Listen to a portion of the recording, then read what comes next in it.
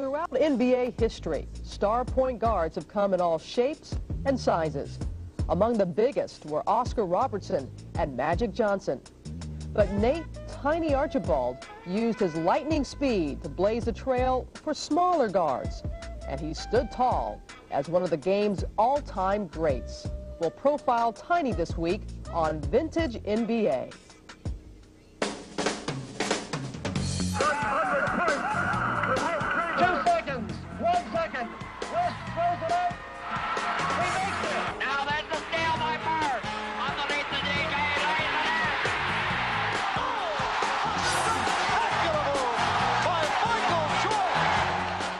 Yes, basketball has changed. It's always been a great game, but now it has a new spirit. He dunks like Dr. J. He might be the new Iceman. The modern day Wilt Chamberlain. He looked like Magic Johnson. The future has arrived. You are watching what greatness is all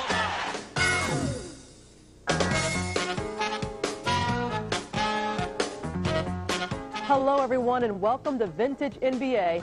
I'm Robin Roberts. Basketball is often considered a big man's game, but there's always been a place for the little guy. And no one proved that more than the man known as Tiny. He's the subject of this week's show, Nate Archibald, and he'll join us here in the studio a little bit later. Tiny came to the NBA in 1970 after being drafted out of the University of Texas, El Paso. 20 years later, another guard from UTEP burst into the NBA. Now he's the floor leader of the Miami Heat, Tim Hardaway.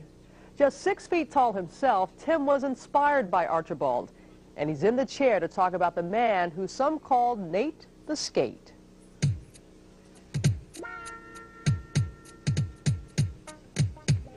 Yeah, this is Nate right here.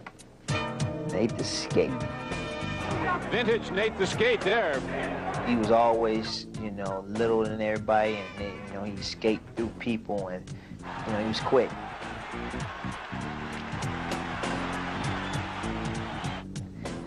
That's the man there. He come down, throw a great pass, come down, duke you, freak you a little bit, go to the hole, left, right hand layup.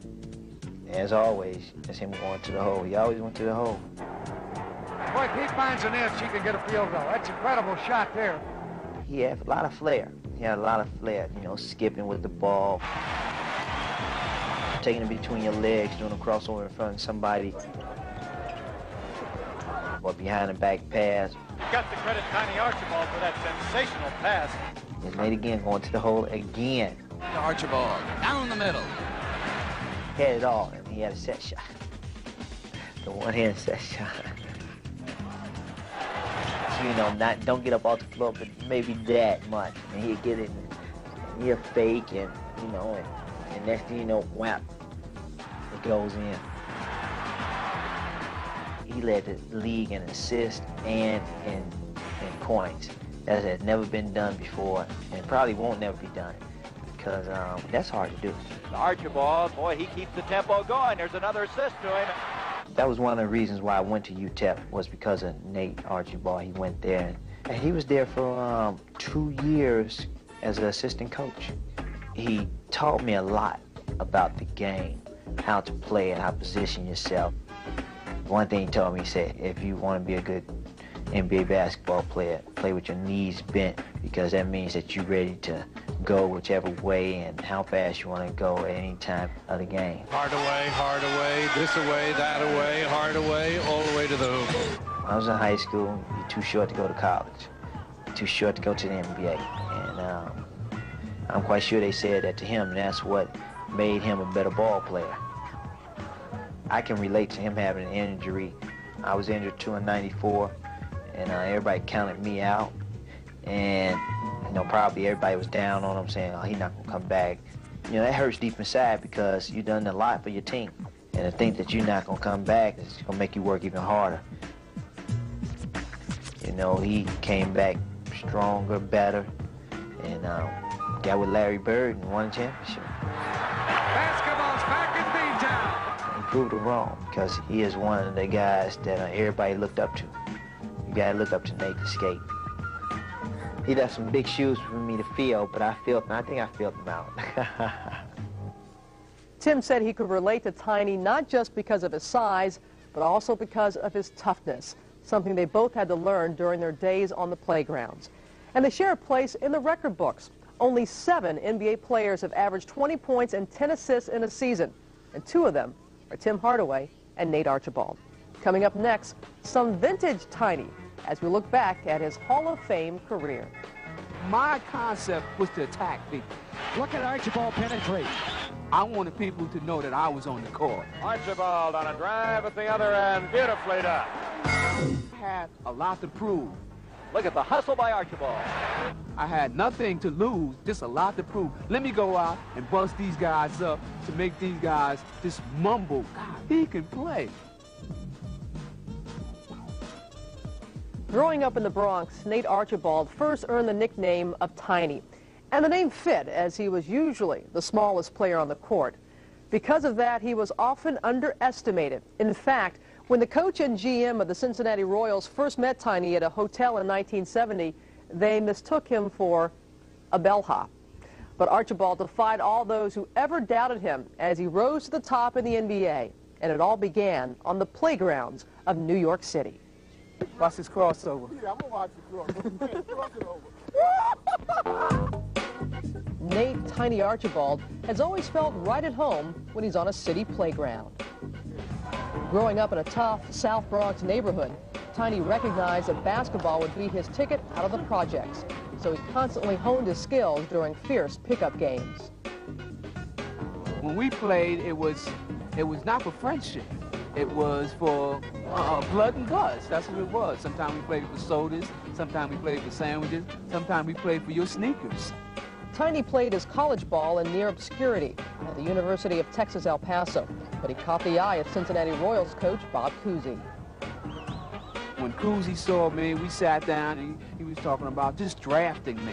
And I just like, you know, for being 6 feet or 5'11" or whatever size I was, I grew. I was 8 feet tall when he told me that because I didn't really think I had a chance to play in the NBA. Unheralded, Archibald has burst upon the NBA scene as the newest of the fabulous little men. In 1970, Archibald achieved his NBA dream, and Cousy placed the Royals in his hands. Well, you've got a player like an Archibald who can create whatever they want at any time they want. You're much better off letting them do it. He confided in me probably more than the other guys on the team because he wanted me to run the team, he wanted me to score, he wanted me to pass. I used to tell Tiny, if you're racing down the floor and you see me jump up calling for time, ignore me and go do your thing, create an opportunity. Archibald, remarkable play. Listed on the roster at 6'1", there were some who believed he wasn't over 5'10", but Nate made up for his lack of size with his desire and work ethic. He was a zealot about his physical fitness and health. He used to bring a rope, a jump rope. He would do that like 25 or 30 minutes prior to the game. I used to wonder, where does this guy get all of this energy from? Even though he was a diminutive player, I mean, he could still go to the basket like all the New York guys. They all could drive to the hoop with authority. My concept was to attack people. Look at Archibald penetrate. I wanted people to know that I was on the court. Archibald on a drive at the other end, beautifully done. No matter who was down there, if Wilt was down there with Kareem and Willis Reed, I'm coming down there. Fearless and one of the game's great finishers. Big guys were cracking him, knocking him to the floor. He bounced right up. I mean, he had the heart of a lion. Archibald emerged as one of the NBA's top point guards. And in 1973, he became the only player ever to lead the league in scoring and assists in the same season. If he gets hot, he can turn the lights out by himself. I mean, it was just phenomenal. He was so quick and just so creative. I've never seen anyone like him. As he attained stardom, Tiny was attracting a growing legion of fans, and he was more than willing to share his time with them, especially when it came to kids. Well, coaching kids and just relating to kids, I feel more relaxed because I've done this for years. Being a professional athlete, I use basketball as a means of getting my education. All you guys right here, this guy might become a quarterback. She might become a dentist. I had T-shirts back in the 70s and it had Nate Archibald on it, Nate the Skate, or Tiny. He had 2 nicknames. And I'd walk past, I swear to God, kids would salute. They'd like, yes, sir, do it, Nate. They hardly would see me, but they'd see his picture there, man, and That was cool. But for all his individual achievements, there was one thing Archibald couldn't seem to accomplish, and that was getting his team to play at his own level of excellence. Our team was so weak offensively that he literally carried us on his shoulder. It's amazing we didn't wear him out. Finally, Tiny did wear out, as he was sidelined by a torn Achilles tendon in the 1974 season. 3 years later, he was traded to the Nets, but suffered another injury and was traded again, this time to Buffalo. It appeared that his glory days were over. You know, you have a lot of experts that say, well, he's through. You know, he can't play anymore, torn Achilles, and that really propelled me to work a lot harder. In the late 70s, he would get his career back on track in basketball's most hallowed setting. From Texas, El Paso, 6'1", number 7, Nate Archibald. Unlike his previous teams, the Celtics didn't need Tiny to carry the offensive load. By the time he got to the Celtics, where he was surrounded with talent and probably better shooters, it was more important at that point to concentrate on his playmaking skills. Underneath the forward, back to Carl, right down to Archibald, penetrates the lane, dish to Bird, reverse layup. All right, Tiny! And finally, after 11 NBA seasons, Archibald won his first championship with the Celtics. It's all over. The Boston Celtics have won the World Championship in 1981. The scrappy little guard from the Bronx had proven his doubters wrong. Then again, he'd been doing that his entire life. The biggest thrill I got was to prove to those people then in the 80s and the 70s and way back in the early 60s that, you know, given a chance, I could play at this game. As you saw in that piece, Tiny always enjoyed spending time with kids, and he turned it into a full-time job once his playing days were over. Archibald returned to New York as a teacher of health and physical education at a public school in Harlem. He also used his sports background to help others, becoming athletic director for a city homeless shelter. When we come back, we'll hear from the man himself as Tiny Archibald joins us right here in the studio. Come on back.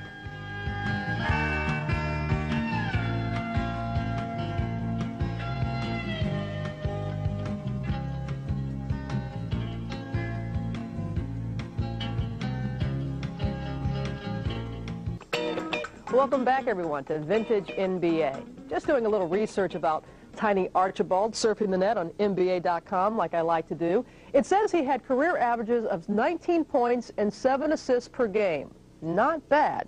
You know, I also sent an email to Tiny asking him to appear on the show, and he agreed to do it. That's right, he's here right now. Nate Tiny Archibald. I call you Nate, do I call you Tiny? Call me Tiny, Robin, and it's a pleasure for me being here. I love that. You're a New York guy, as we were talking earlier, South Bronx. You go to college, Texas, El Paso. What was that about? Was it a change, you know, for a city kid? Well, it definitely was a change. It was an environmental change for me, but I think if people look back at the team, it was Texas Western College.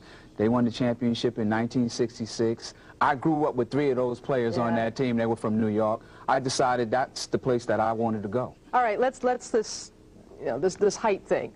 Is it 6'1"? Is it 5'10"? Because, you know, Tiny, I'm not quite 6, and I'm looking right at you. What is it? What's your truth? 6'1". I'm 6'1". You're 6'1". I got a couple more pounds on me, but I'm 6'1". You know, today it's not that big of a deal. But back in your day, was there a lot of skepticism about, you know, someone your size playing in the NBA? Well, I came from a virtually small school, and I didn't get the, you know, the accolades like, you know, Calvin Murphy, who went to Niagara, Pistol Pete, who went to LSU, who was 6'4", 6'5", Bob Lanier, who went to St. Bonnie, Dave Cowens went to Florida. Those guys went to a, you know, a bigger forum. I just was, you know, glad that I got a chance to play in the league, and when I first came in, nobody really knew about me, and I think that my mission was to be like those guys that I read about and I saw on TV, and I just, you know, went out, practiced hard, played a lot of basketball, and I was fortunate and lucky to play. Do you feel back in the 70s here on our set, you know, to kind of get you back in that mode a little bit? I love the move because, you know, I grew up with the 8-track tape. Cassettes came a little... No DVD, no CDs or anything like that.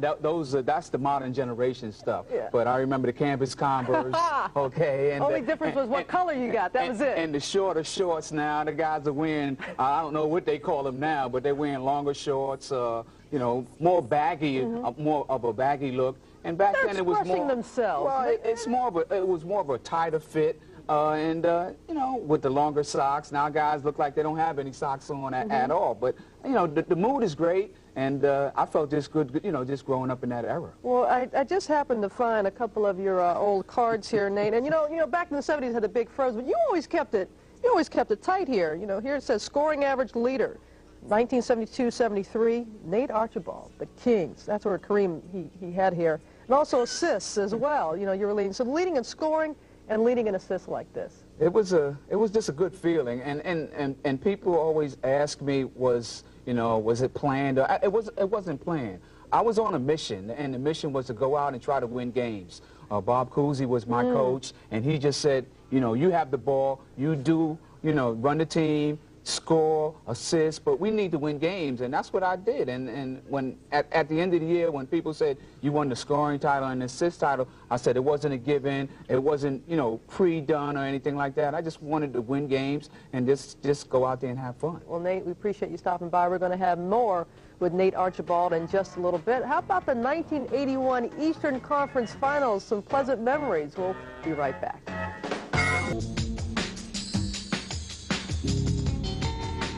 Welcome back, everyone, with our special guest, Nate Archibald.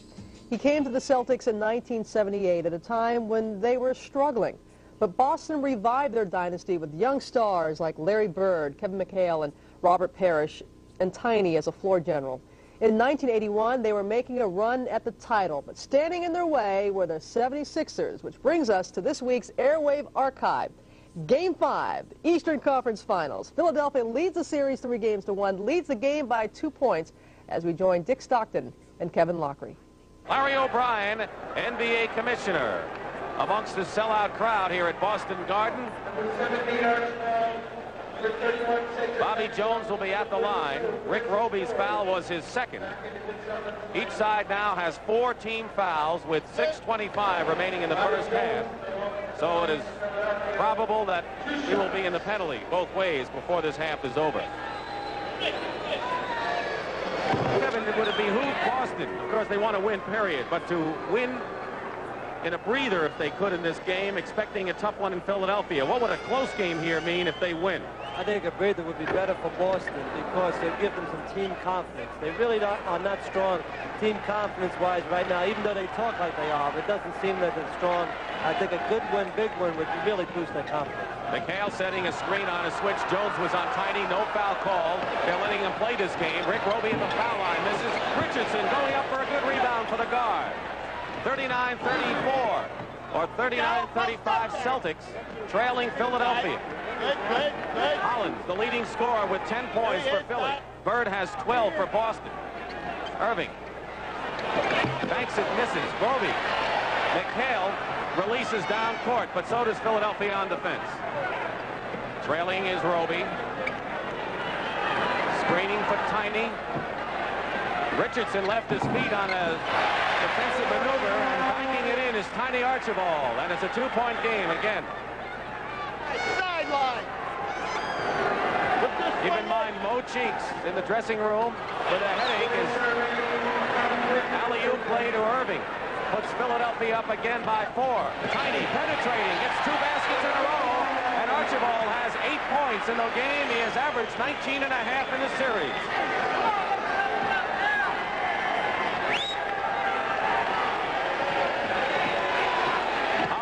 Good reversal direction, and burns Chris Ford. What about Chris Ford's defense? He's not that speedy a guy, but he's tough.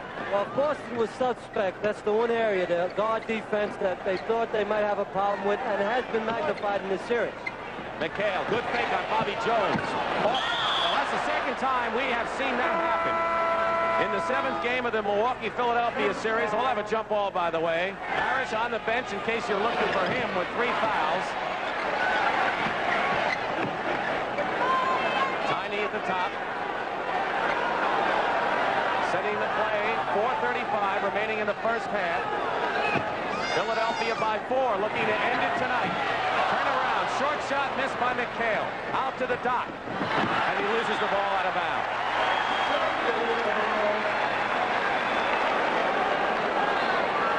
Chris Ford gave the Celtics what they needed in the second half. game was concerned. Richardson. Tiny picked up by Caldwell Jones. Trapping defense by Philadelphia inside, and Archibald draws the foul. That's good defense by Caldwell Jones to help out, but Tiny took it all the way because of his great individual ability to the basket. When Tiny drives, he always looks for the foul, and he got fouled. Again, we can't repeat too much. Boston is getting the good shots. Bill Fitch has got to be killing himself over there. Layups, easy jump shots.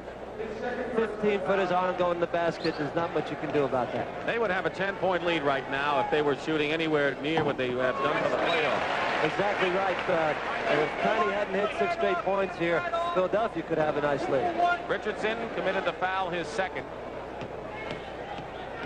And the penalty, of course. Tiny's a superb free throw shooter. Brings Boston to within 2. Season series wound up deadlocked at 3-3. Keep in mind, last year the Sixers knocked out Boston in 5. Irving over Maxwell, and the basket counts in a foul. 3 fouls now for Maxwell, and Dr. J with 12 points in the game. Robert Parrish, who is struggling in this series, on the bench with 3 fouls, has scored 6 points. I think it's been a difference in the series so far. Parrish has had a great year, but the last 3 ball games has not really been much of a factor for Boston. Bill Fitch said not getting work from your center is like not having the work from your pitcher. It's the key man on the team. Roby. Caldwell Jones will give him the shot, and Roby reluctantly takes it. Ford knocks it to no one in particular. Philly comes out with it with 3:39 to play. Irving is on the right side. Clint Richardson instead goes to Hollins, pulls up at the baseline, and a loose ball foul, and Caldwell Jones has been over the top all night. Celtics are in more of a struggle than they should be. Exactly right, Dick. You can talk about you run your offense well and you should score points, but when you're 3-1 down in the series, you don't have time to worry about whether they're going to go in. You've got to put the ball in the basket because we do keep scoring.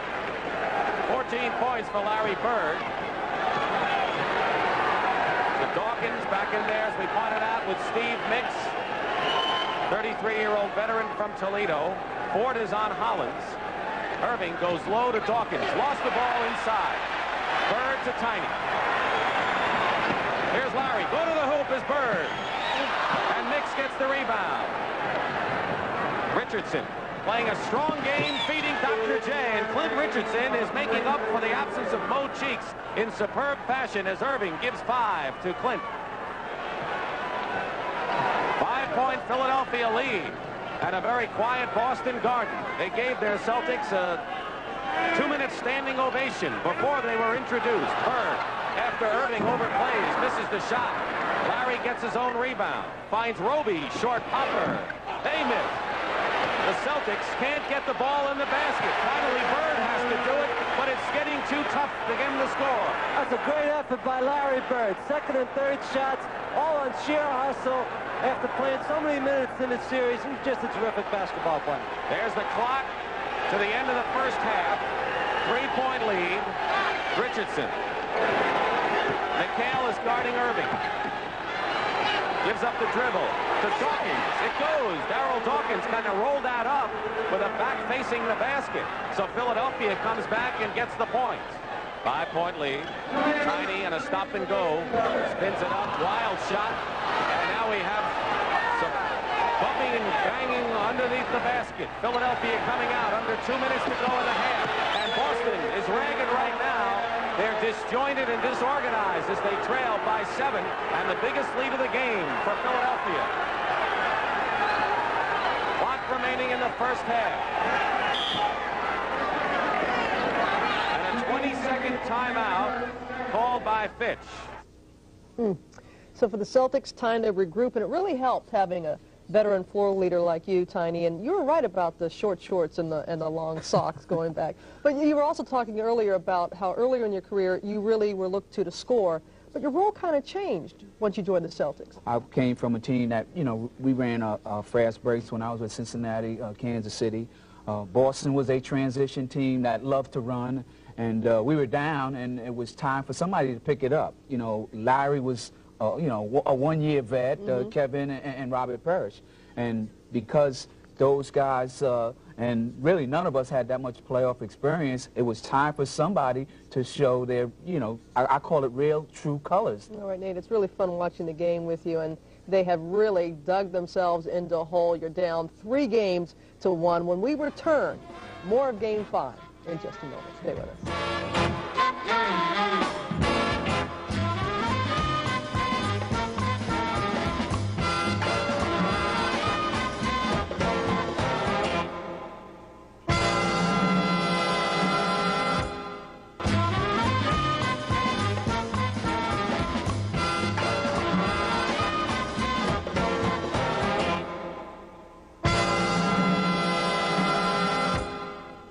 Welcome back to the year 1981 as Tiny Archibald and the Celtics meet the Sixers in the Eastern Conference Finals. Philly has a commanding 3-1 lead, and now they're looking to close things out at Boston Garden. But the Celtics are trying to stage a comeback as we pick up the action midway through the 3rd quarter. 5-point lead for Philadelphia. 7:10 remaining 3rd quarter. Maxwell working on Bobby Jones. Short. Parrish fighting for the rebound, but here comes Philly.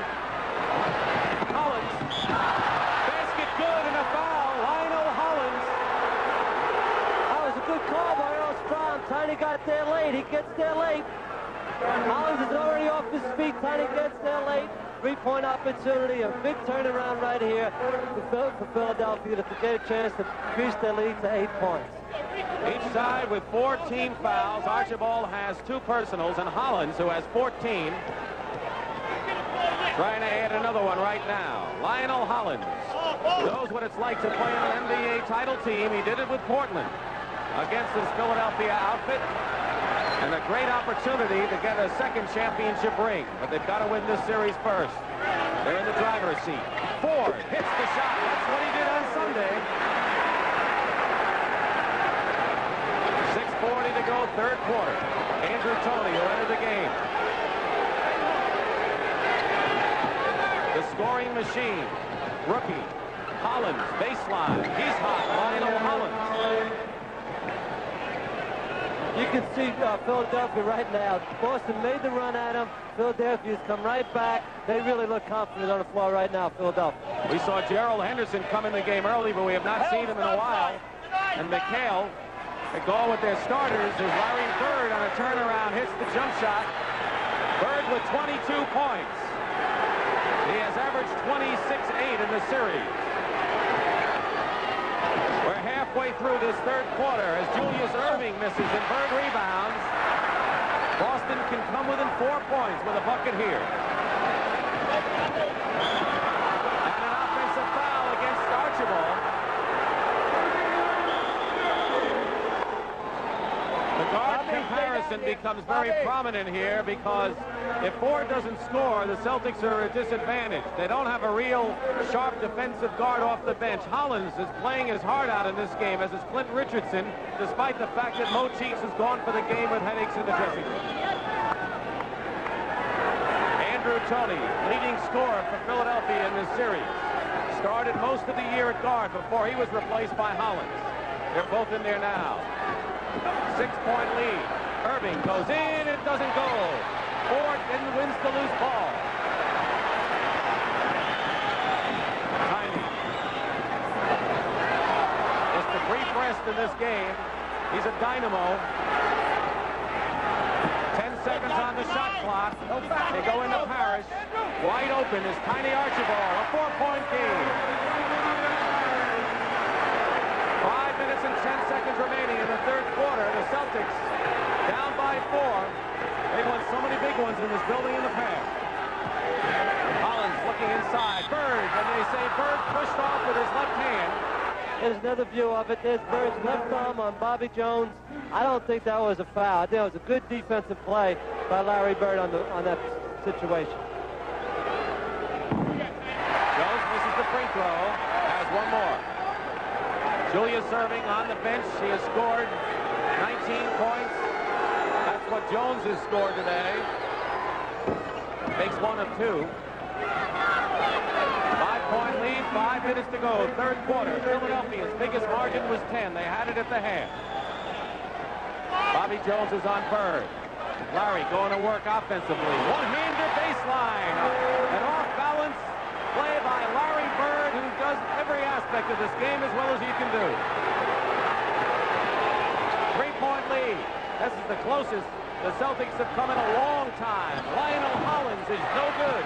Rebound Parrish, and a loose ball foul. So Bobby Jones committed the foul, his third.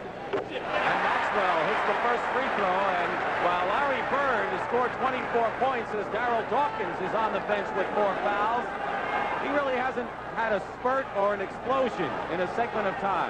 Well, you can't play the game with foul trouble every night. If you have 4 fouls, you're always going to be playing tentatively.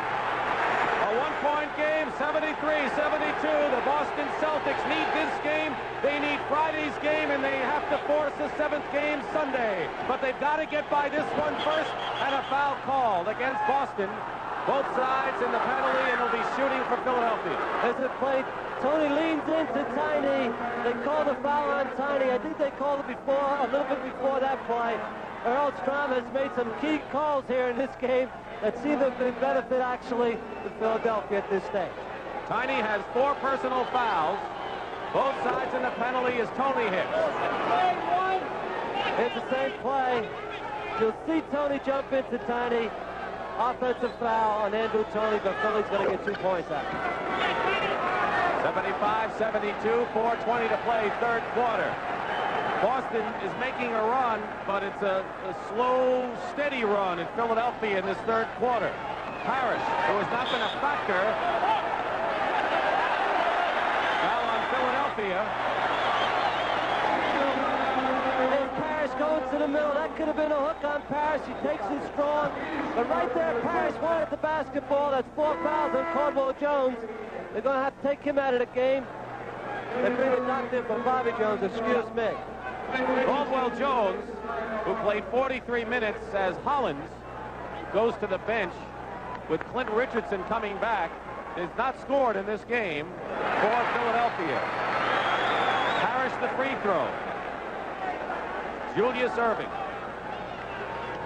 never has won a world championship since he joined the NBA. He won for Kevin Lockery with the Nets. I think he won 2. He won 2. Don't want to cheat you or him. Andrew Tony jump shot. He was wide open. You can't leave him open for the short jumper under 4 minutes to go in the third. Once again, a 3-point lead. Philadelphia hanging on to that lead. They can put it together. They don't have to worry about a game 6. Tiny runs Tony into a pick, and Bird on the layup. Tiny Archibald made that play by running Andrew Tony into a screen. Great pass by Tony to Larry Bird. On the other hand, Tony thinks he can score every time down the floor against Tiny. He didn't that time. Bird has 26 points. Philadelphia can lose their lead. Boston looking for it, and they've got it. Chris Ford and Billy Cunningham wants a timeout. And listen to the crowd. They love it. So you see the Celtics coming back, trying to stay alive. You're down 3-1. Nate, what was that rivalry like, Celtics-Sixers? It was intense. With the new additions with Larry and Kevin and Chief, we thought that we were a little better than them, but we're talking about playoffs now, and we're down, and the intensity was there. So you're never panicking. You're down 3-1 against a very good team. Oh, we were sweating. We were panicking, and it was, we wanted just to keep it close because we felt that, just like Philadelphia, it had the great fans behind them, but we were in our building, Boston Garden, and anything mysterious can happen. And, on that parquet floor. And, you know, we had the leprechaun on our side. All right, Tiny. As you said, the Celtics-Sixers rivalry began in the 60s with Russell and Chamberlain, renewed in the 80s with a new cast of characters. And one man who was a part of both eras was Billy Cunningham, a star for the Sixers who went on to become their head coach.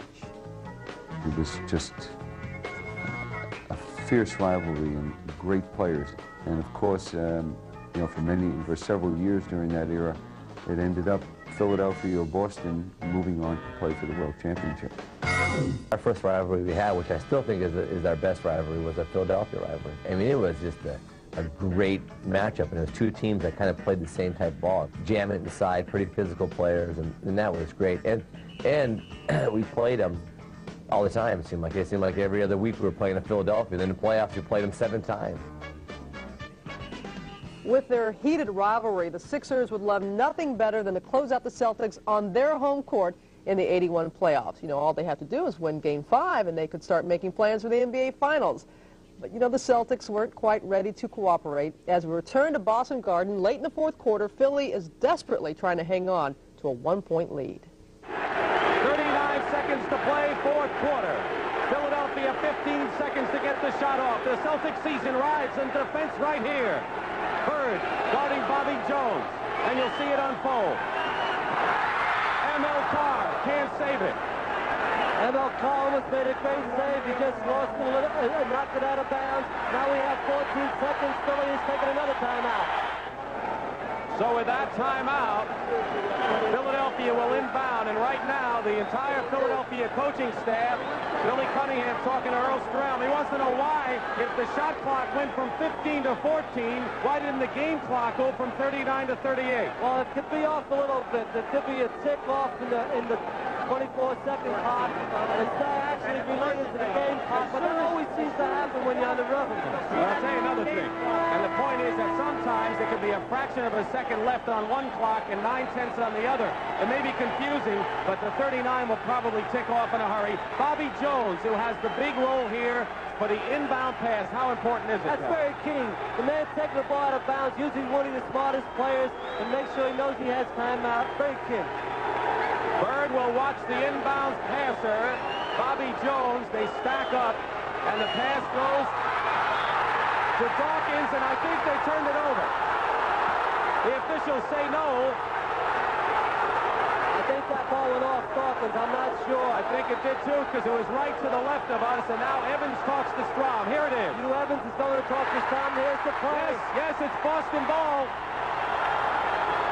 That is an excellent job by the officials. No, they gave it back to Philadelphia. Excuse me. Philadelphia ball.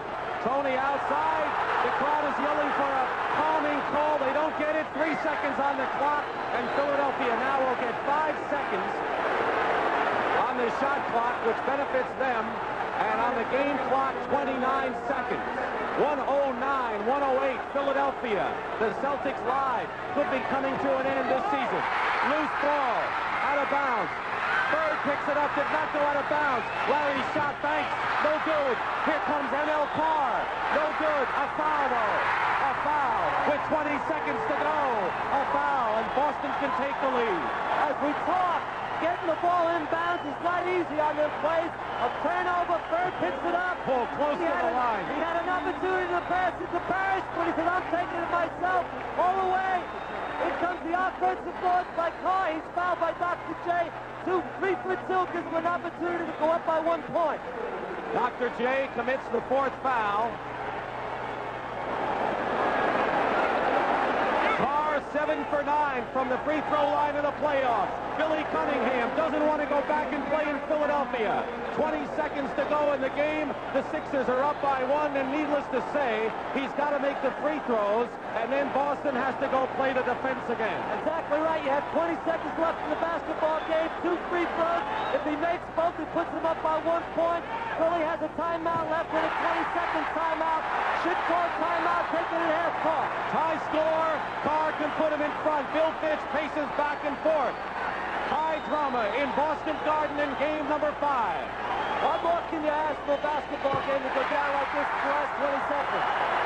Timeout, Philadelphia, for a 20-second time. So they now have 1 plus a 20.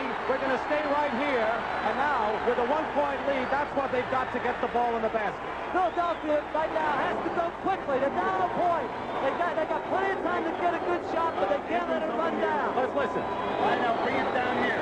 They bring it down. Okay, now we're looking like we have a 33. I want Bobby to step in here, come here, get the ball. I want to look to swing and isolate you here, Doc. That's the 33. Okay, Anthony, no problem. If you want it down, take like you go into the middle, swing it, isolate Doc. Take it right here.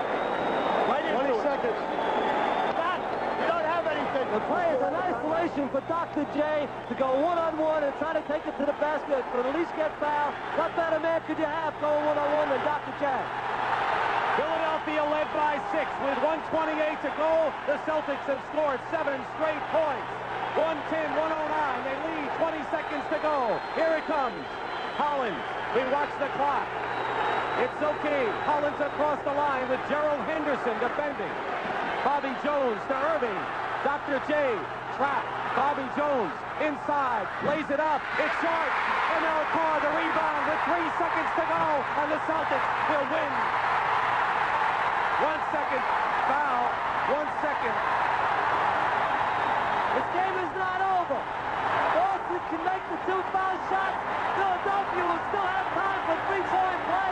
And actually, there should be 1 more second on the clock. The foul happened with 2 seconds left in the game. The Celtics are celebrating. They haven't won it, and the crowd is all over the court, and it's going to take some time to clear them.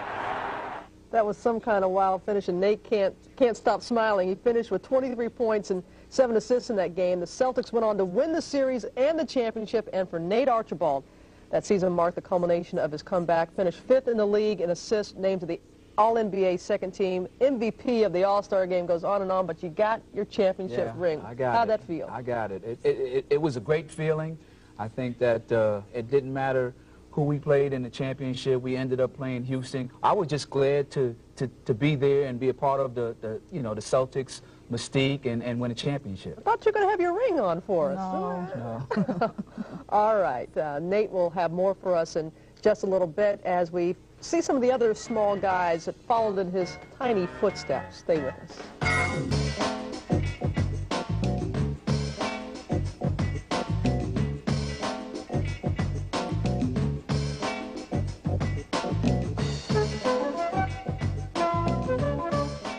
Back again with Nate Tiny Archibald, who was one of the pioneers for little guys in the NBA.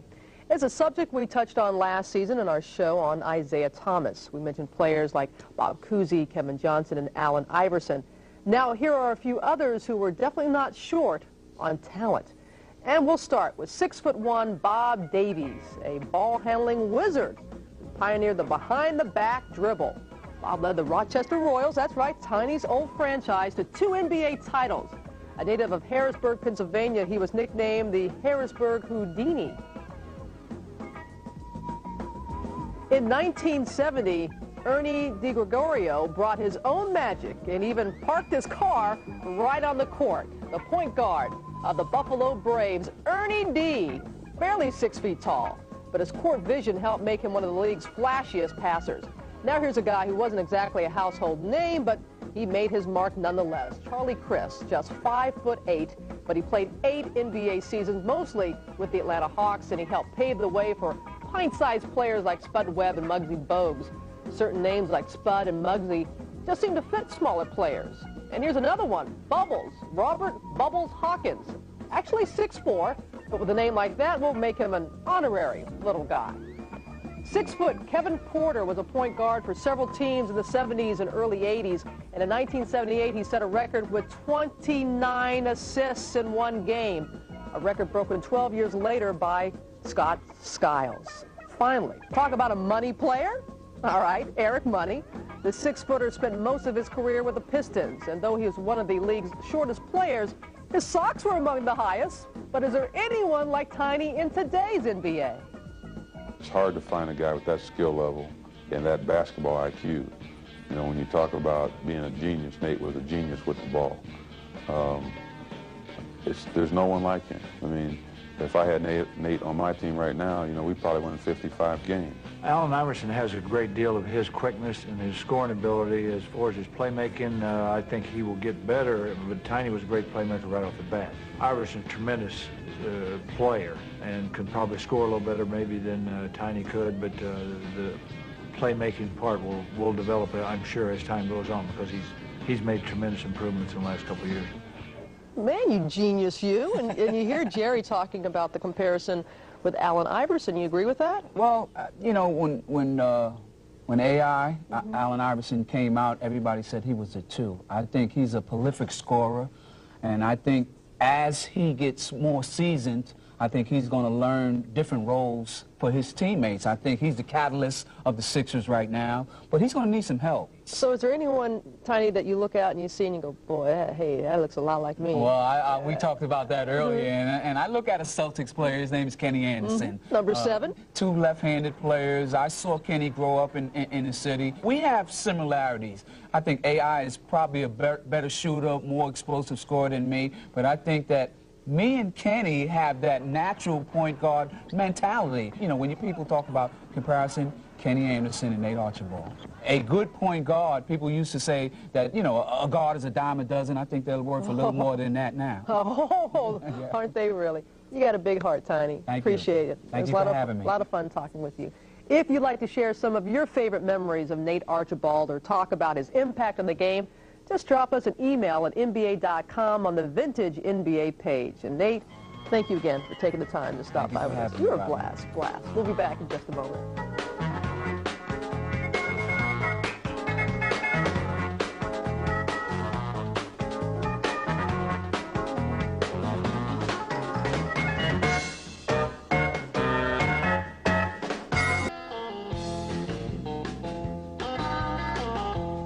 After a brief stint with Milwaukee, Tiny Archibald retired after the 1984 season.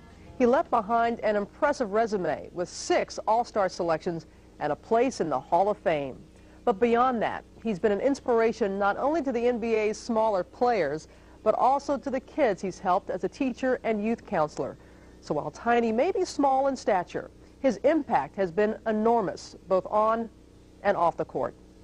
That's it for this edition of Vintage NBA. Thanks for joining us, everyone. I'm Robin Roberts, and we'll look for you next time.